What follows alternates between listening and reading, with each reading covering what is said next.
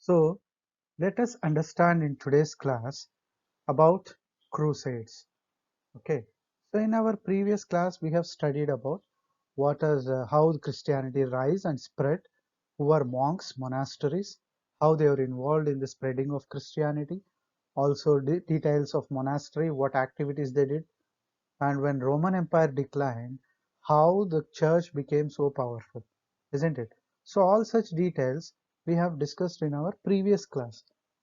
In today's class, we will see what is crusade.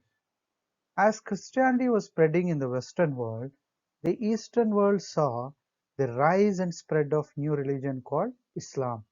So if you take the globe, okay, so if you take this is Western part and this is Eastern part, okay. So the Western part was the European continent and it was flourishing with Christianity. And when this was happening in the western part of the world, eastern side, somewhere in the Arabian Peninsula, Islam emerged. Another important religion called Islam emerged. And this Islam also started, or it flourished in the eastern part of the world within a very short span of time.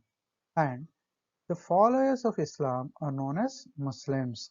So those who follow the teachings of Jesus Christ, they are referred as Christians. Those who follow the Islam a religion is known as Muslims. So now the Islamic Turks or the Muslim Turks, okay, there's a place called Turkey and people got converted there into Islam and they are called as Turkish Muslims. And these Turkish Muslims, what they did,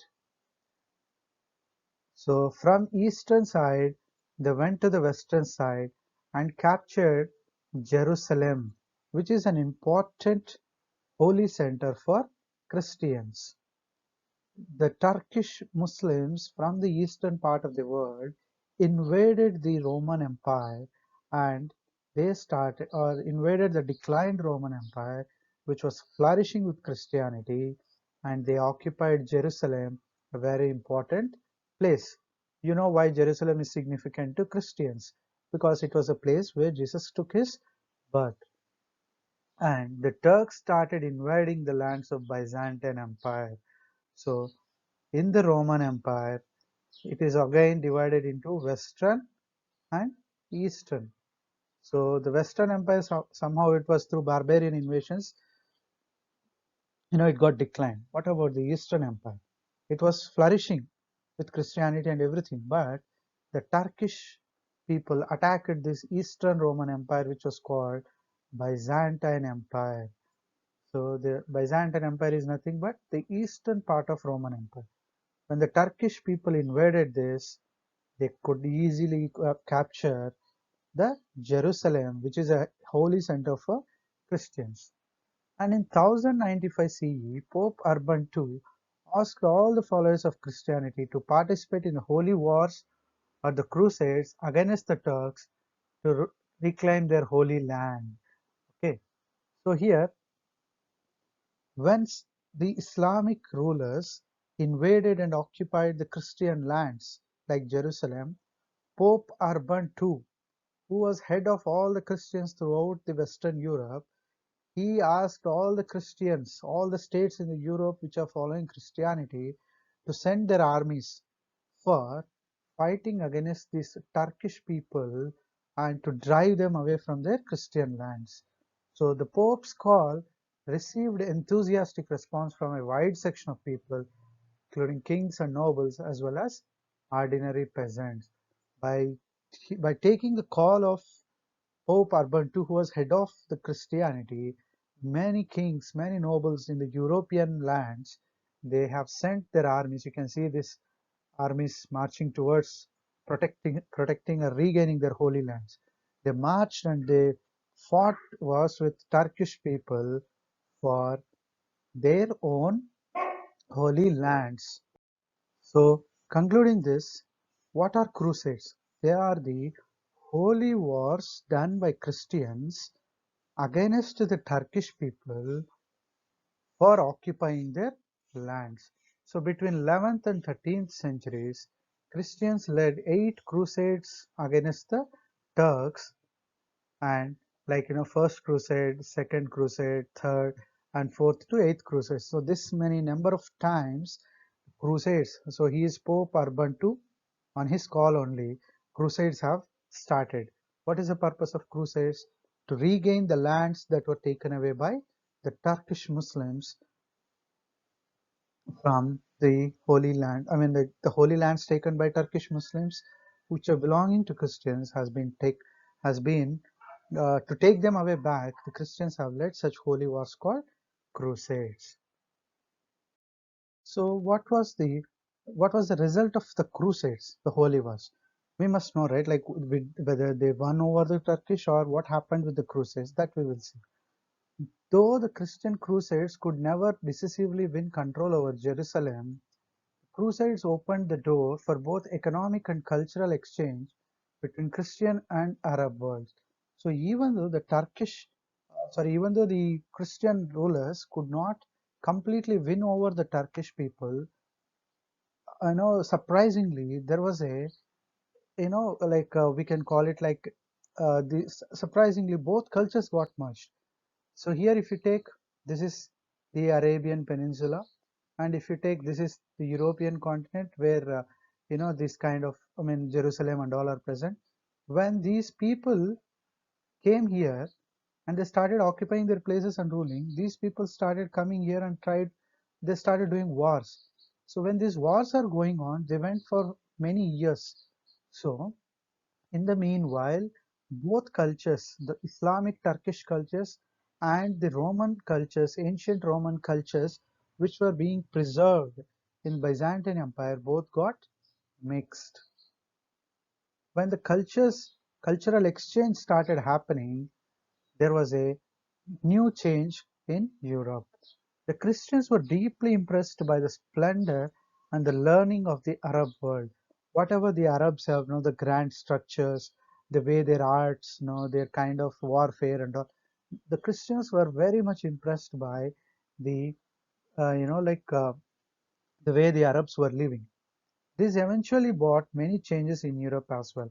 When people from Arabian continent, or sorry, when people from this Arabian peninsula came to Europe and started living there and started doing wars, these two cultures got mixed. People started learning new things from each other, and it helped Europe to progress much more. And that progress is referred as Renaissance. Okay, so what is Renaissance? It is the movements following the Middle Ages that centered on revival in interest of classical learning of Greece and Rome. So whatever the Greeks and Romans have left over for ages, they have revived them back. Okay, by contacting with the new people like Turkish people, they could improvise their own way of living style, and which finally led to a thing called Renaissance. That means the Europe took its rebirth again when they came into contact with the Turkish culture, and especially we can call it like Islamic culture. The Christian Crusaders, they gained knowledge of several great civilizations as well as the culture and traditions of Greeks and Turks. So the Greek from various parts of the Europe, they came and they settled here. They were fighting wars with the Turkish. When wars happened and finally when there were gaps and all, these crusaders who came to protect the Christian lands, they got into contact with the new cultures, and in that process they learnt new things. They integrated the best aspects from both cultures to revive Western education and learning. When they came into contact with them, they learned some kind of aspects from them, and the other side also they took some aspects from the Crusaders. And especially in the field of educational sector, in those days Arabs were very good at mathematics and all. So these people, they started involving in their things, and the Christian world has seen development of many new things. So the Arabs have learned new things from them. When this learning process got integrated, it resulted in the era of Renaissance, which is called rebirth. So Europe has again took rebirth, and the period of Renaissance witnessed a revival of classical Greek and Roman culture. During this process of Renaissance, the ancient most classics of Greeks and Roman cultures. Okay, these cultures were also patronized. They went back to their ancient world practices, and they also brought them up as a heritage, which in turn inaugurated modern age Europe. So from different parts of the world, people came. They were responsible for crusades, the development of new culture, and when these cultures got mixed, finally Europe progressed towards modern age from medieval age. The medieval age was no more existing. It was slowly transforming to modern ages. New cultures, new arts, new scientific discoveries, new sea routes, whatnot. Everything was through integrated process. Everything was being learned, and this resulted in modern age in Europe. So this was a greatest impact of the Crusades on the Europe during medieval times. So on one end, Renaissance was happening, which is making way for the modern age in Europe. And what are the other changes that took place because of Crusades? What was the impact? Related to trade and commerce, what was the change? Crusade introduced the Europeans to the opulent lifestyle of the East.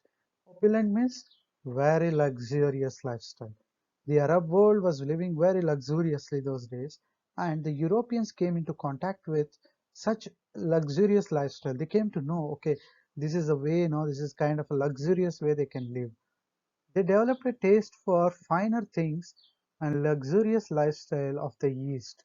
So the European crusaders who have integrated with the cultures of the Islamic Turks, they understood that yes, this is the way they have to live. They wanted to live like Arabs. The way the Arabs are living luxuriously, that kind of things were even wished by the Crusaders. European merchants established direct trade links with the East and other parts of the world. As the Europeans wanted to have luxurious lifestyle, they slowly established the traders of Europe established contacts with the traders of the Islamic society. So from there they used to carry on trade. When this trade increased, definitely the trade and commerce also got increased between both cultures. So for the want of luxury, the Europeans had contacted the Arabian or the Islamic traders, and they too started enjoying the luxurious lifestyle like Arabs. And the other impact is decline of feudalism. What is feudalism? See, during those days in Europe, feudal lords were the people who looks after all the lands in the kingdoms, and from them, the taxes used to go to the Roman emperors. So these feudal lords, they served as a de facto authorities for maintaining the lands and the income on the land. So this feudalism, which was very deep rooted in European society, got declined. So they were like, rulers almost. They used to enjoy highest status in the European societies. But what happened? Why they declined? The knights were the most powerful and wealthiest of the military orders in Europe during Crusades. Post the Crusades, the Turks introduced the Crusades to guns and gunpowder. This rendered the services of the knights useless and led to the fall of feudal lords. So you can see here, these were people called knights, a powerful warrior groups with armors and no spear, such kind of things. So these people they used to serve for the uh, you know the lords, feudal lords. Generally, they served the feudal lords in the protection of lands. So now these knights they are well trained in using this kind of armors and swords and this kind of traditional warfare. But when these Eastern Crusaders, sorry, when these Crusaders came into contact with the Arabs, what happened? They introduced them gun and gunpowder. Now from Arabs, the Crusaders learnt how to make gunpowder and how to use guns. And once this gunpowder and guns technology is known to these Crusaders, these knights who are traditional warriors with spears and armors, they were not needed anymore because they cannot handle guns. They can only handle armors and spears. So the feudal lords slowly they have discouraged this knight system, and when slowly these knights have disappeared, the feudal lords also could not, the modern people started shifting to modern weapons, and these people could not adapt to that kind of modern warfare. Hence, the system of feudal lords also declined. So the feudal lords could not introduce this kind of warfare to their knights because this is a very new thing, and those who cannot learn this kind of things, they have finally, declined. So the services of knights became useless and led to the fall of feudal lords who were in power during this period. Thus the feudalism declined. The knights who were the important people in protection of the lands and defending the king or the feudal lord, they themselves became jobless because they cannot adapt to gun culture or gun technology. Those who got adapted, they could survive. Those who could not adapt, they were unable to sustain. Hence, the feudal lords who were unable to, you know, make this kind of gun, this kind of gun technology when they could not adapt, finally they declined. And centralization of power is another great result of the Renaissance, sorry, the Crusades. With the decline of feudal lords, the kings gained more power and became the central authoritative figure. So, one thing is, once the feudal lords who were, see, this is king, and in between they have feudal lords, and under them they have people, right? So, now when this feudal lord system got declined, the kings became direct controllers of people now. There is no middleman now. The kings directly ruled people and they became authoritative, central authoritative. So there is nobody that comes in between the people and kings now. The merchant class too became wealthy and gained power. So under the king's authoritative rule, the business increased in a very good manner in Europe. So, so the trade was very good. When the trade was very good, many people became rich. So all the business class people became so rich, and they started demanding the establishment of order in the cities. So when this wealthy class developed in Europe, they started dictating terms to kings. They said they are paying a lot of taxes. They're wealthy. Even the king cannot, ignore the merchants because they're wealthy class. They're most powerful people now. So the wealthy class demanded kings that, see, when we are doing such a nice business and we are paying you nice taxes, why don't you look after us in a proper way? This kind of demand started from these wealthy merchants. So from then onwards, the king became responsible. Earlier, the king was authoritative. He was completely monarch. Whatever he says, it should be done. But now the wealthy class started demanding the things. King also has no option because wealthy class is so powerful. He cannot ignore those class people.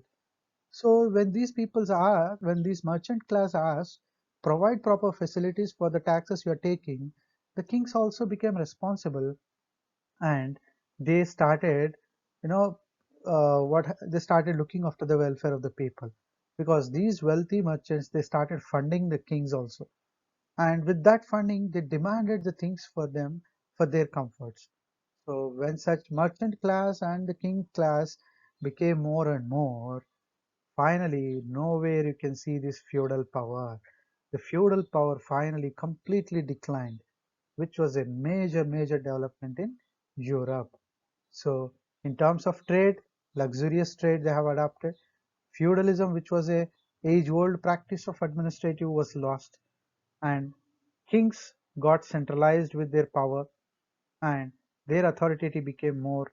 And the king, from authoritative mode, he shifted to which mode? Responsibility mode.